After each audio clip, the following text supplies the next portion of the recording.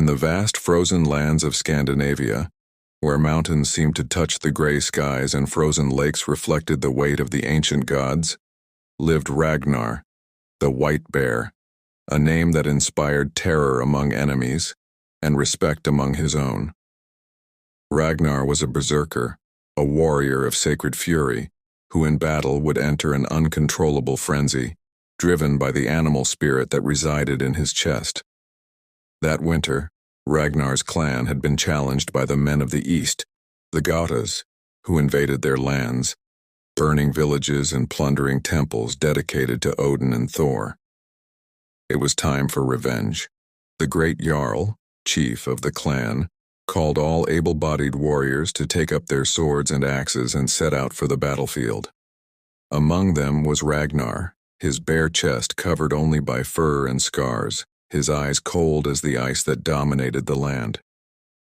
By the time they reached the Svikland Valley where the Gatas waited, the tension was palpable.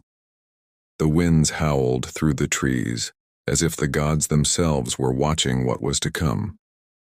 The warriors lined up in formation, shields raised and spears gleaming in the dim winter sunlight.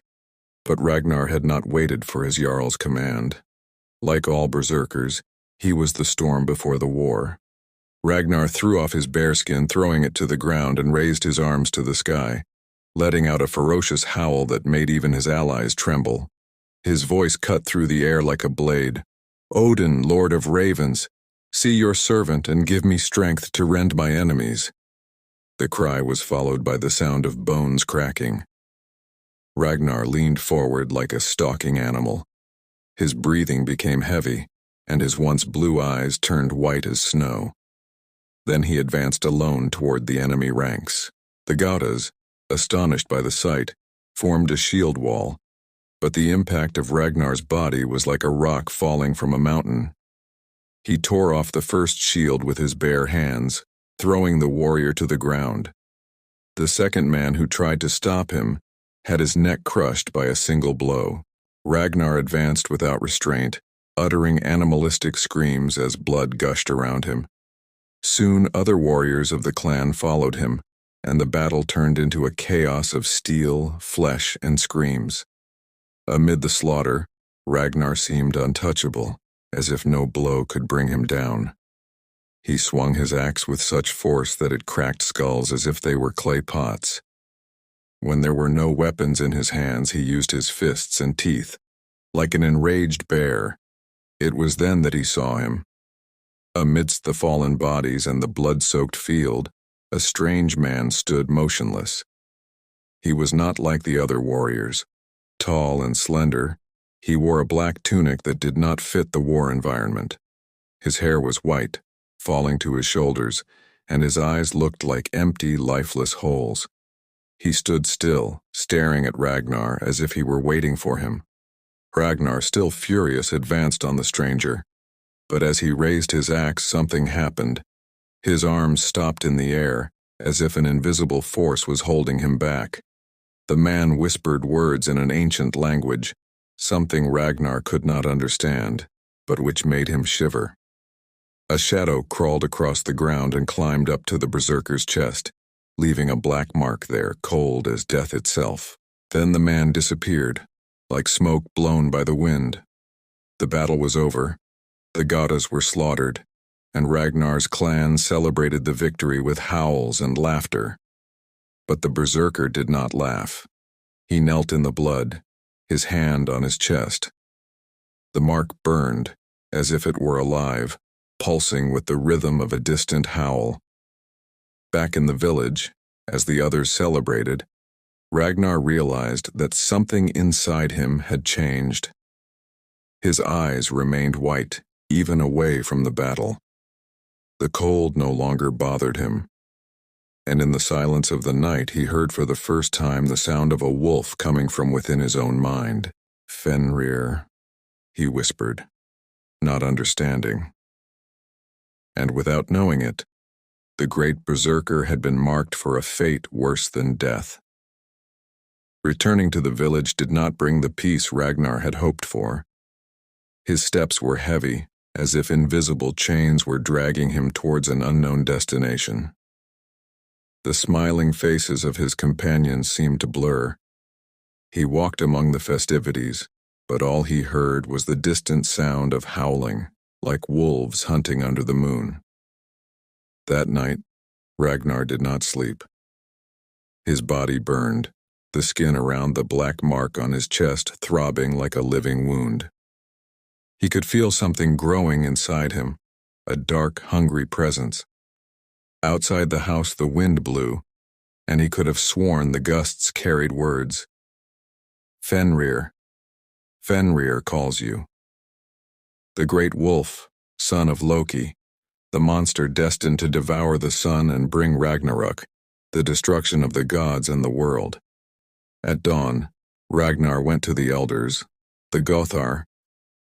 One of the elders, with a long beard and cloudy eyes, studied the runes uneasily. The curse has been cast, Ragnar. Fenrir has marked your soul. What does this mean? Ragnar growled, his voice deep, almost animal. When the wolf marks a man, he calls him to his hunger. Your fury will grow until it devours your humanity. You will lose control. You will become a beast. What was your strength will become your downfall. The hall fell silent. The warriors around him, accustomed to brutality, trembled like children. The elder's voice rang out again. There is only one chance. You must seek out the Norns, the weavers of fate, who live beneath the roots of Yggdrasil, the world tree. Perhaps they can break the curse, or at least reveal your path. Ragnar clenched his fists.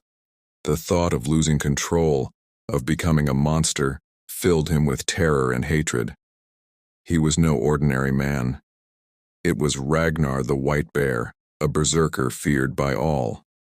But now he felt small in the face of the fate that awaited him. I will go, he replied, his voice as firm as the steel of a sword. Before he left, the Gothi handed him a protective rune, carved in black stone. Take this, so that the spirits of the forest do not lead you astray. But remember, Ragnar, the world tree demands a price from all who seek it. Ragnar did not answer. He mounted his horse and set off alone into the unknown. The journey was hard and lonely. He crossed dark forests, where the branches of the trees seemed like hands trying to grab him. The wolves followed him at a distance, eyes glowing in the darkness, as if waiting for him to fall. Each night was worse than the last. As he slept, nightmares haunted him. He saw himself chained in a dark cave while an immense shadow crawled towards him. The sound of teeth snapping echoed in his mind. And when he woke, his hands were bloody, his nails sharp as claws.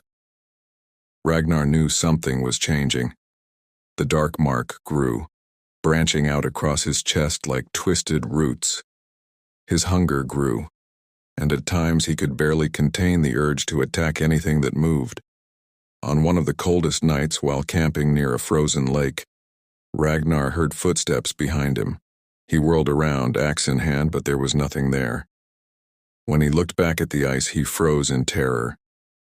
Reflected in the smooth surface of the lake was not his face, but the face of a wolf with long fangs and empty eyes.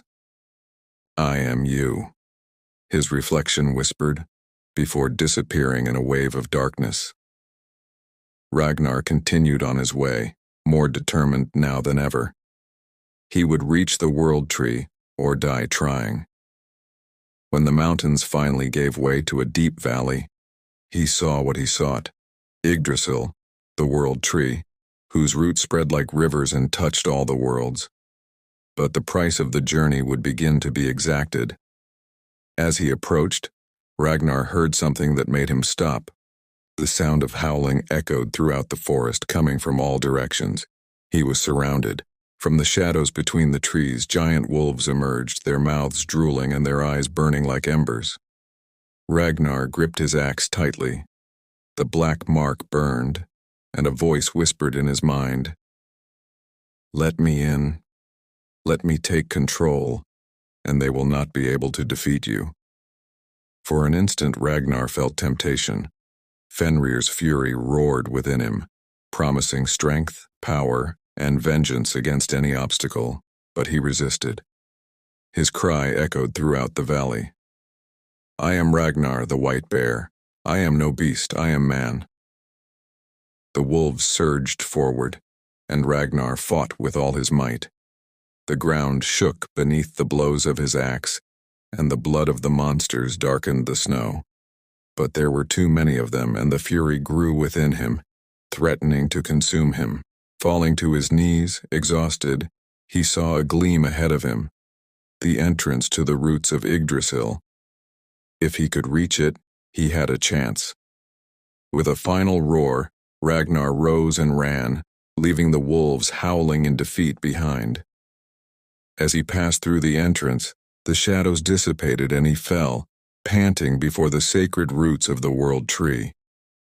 His body burned, the mark throbbed, but he had arrived. Now he must face what lay ahead. The Norns, the weavers of fate. Ragnar awoke beneath the colossal roots of Yggdrasil, the world tree. The air was thick and charged with an ancient energy, as if time itself had bent in this place. The shadows of the roots danced in a light that seemed to come neither from the sun nor the moon, but from some ancient, unfathomable power. Ragnar's body was weak. His veins throbbed beneath his skin where Fenrir's dark mark had grown, now covering part of his neck and left arm. Every beat of his heart was a silent battle with the beast within him. Ahead, among the intertwined roots, was a small clearing. There a silvery light shone and 3 figures waited. They were the Norns, the weavers of fate. Urd, the past, Verdandi, the present, and Skuld, the future. Dressed in gray cloaks and with eyes that seemed to see beyond time, they wove threads of gold and silver on a huge loom, creating and unmaking the destinies of men and gods. Ragnar, still on his knees, looked up. "I have come to seek answers. Free me from this curse." His voice echoed, filled with despair and rage. The Norn of the past, Urd, an old figure with white hair and wrinkled hands, spoke first. "Warrior, the past is already woven. Your fury and blood spilled in battle have brought the gaze of Fenrir upon you." Verdandi, the Norn of the present, inclined her head, regarding him coldly. "The present is what you carry in your flesh, Ragnar. The dark mark is part of you now. Your struggle is futile if you do not understand the nature of the beast." Skuld, the Norn of the future, a veiled figure, pointed a bony finger toward Ragnar's chest. Her voice was dark as the abyss. "You have 2 choices, warrior. Give in to the beast hunger and lose your soul, or sacrifice what you love most to sever the thread of destiny that has been given to you." The words cut through Ragnar like invisible blades. His chest heaved. "Sacrifice what I love most?" he murmured, feeling the beast within him grow louder. Skuld stepped closer, her words hissing like serpents. "Fenrir devours men who do not accept him. Fight him, and he will take control. But there is another way out. To find Fenrir's heart and destroy it." "Where can I find Fenrir's heart?" Ragnar asked desperately. The Norns did not answer. Urd simply wove a new thread into the loom, and the sound of a wolf howling echoed in the distance as if fate itself were answering. Ragnar looked around, but the sound came from all sides, vibrating in the roots and the ground. Suddenly the ground beneath his feet shook. An immense shadow fell over the clearing. Ragnar looked up and saw something colossal emerging from the depths of the earth. From a dark crevice between the roots, a gigantic figure took shape. Fenrir, the wolf that devoured worlds. His silhouette was dark as the void, his eyes 2 embers that burned with endless hatred. Time seemed to stand still. Ragnar felt the black mark on his body burn like living fire. The wolf looked directly at him, and Ragnar understood. The monster was not just an enemy. Fenrir was inside him. "I am what you fear, warrior," the wolf's voice echoed inside Ragnar's mind. "Deny me, and I will destroy you. Accept me, and the world will be ours." Ragnar fell to his knees, clutching his head. He could feel the beast trying to take control. His nails lengthened, muscles twisted beneath his skin. A savage roar escaped his throat, echoing through the void beneath the world tree. The Norns watched impassively, as if their despair were just another thread woven into the great loom of fate. Ragnar screamed, fighting the darkness within him. "I am not your slave. I am not your beast." Fenrir's shadow approached, menacing.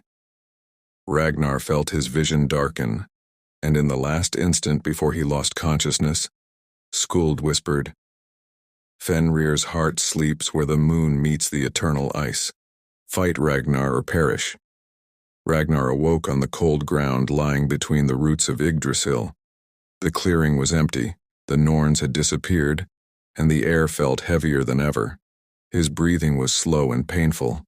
When he stood up, he realized that the black mark now covered half of his body. Fenrir's heart. Eternal ice and moon. Ragnar knew where he needed to go. North to the land of Niflheim, the realm of cold and shadow, where the moonlight never faded. Still weak but determined, Ragnar stood. The hardest battle was yet to come. He knew that he would face Fenrir again, and perhaps the beast that devoured him from within could not be defeated without a greater price. With his axe in hand and his gaze fixed, Ragnar set out, heading north, where the eternal ice awaited. The journey was far from over, and the fate of Ragnar the White Bear hung by a thin thread ready to snap. The cutting wind of Niflheim blew like invisible blades, chilling Ragnar to his bones.